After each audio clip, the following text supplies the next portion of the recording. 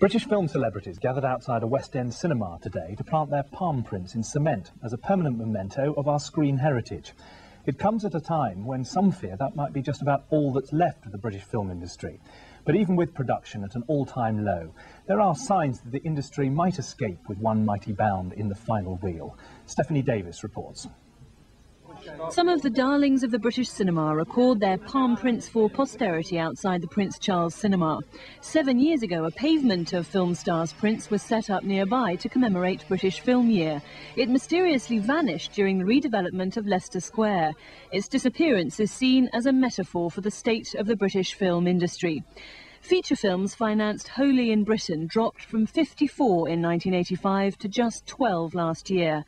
Investment is at an all-time low, falling from £275 million in 1984 to £79 million in 1990.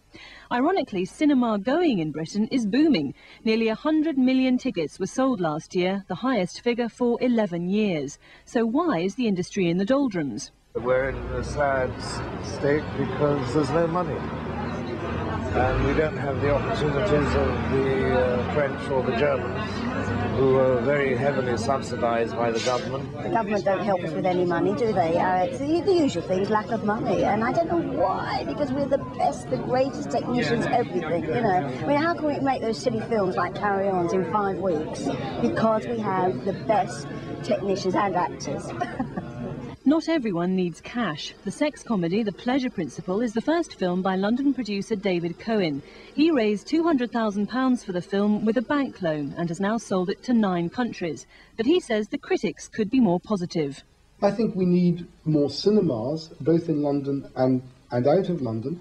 And I think what we do need as far as British films are concerned is perhaps slightly less of a kind of knee-jerk from some critics, certainly not all critics, which are somehow suspicious of the ability of British films to make it and to survive. Filmmakers say the industry needs a kickstart and are looking to next month's budget. The sets for Batman 1 still stood at Pinewood Studios in Buckinghamshire, but it's reported that Jack Nicholson was reluctant to make the sequel here because of British tax laws, so it was filmed in America.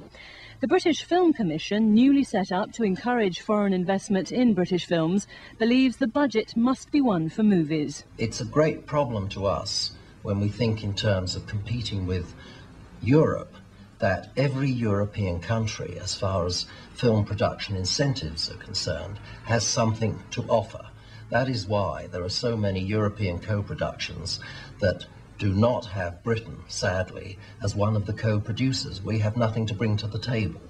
Elstree Studios in Hertfordshire, where Raiders of the Lost Ark was made, were demolished last year. They are to be rebuilt, but will vie for space with a huge supermarket built on the same site. Filmmakers want government help to ensure British cinema isn't left on the shelf. Stephanie Davis reporting.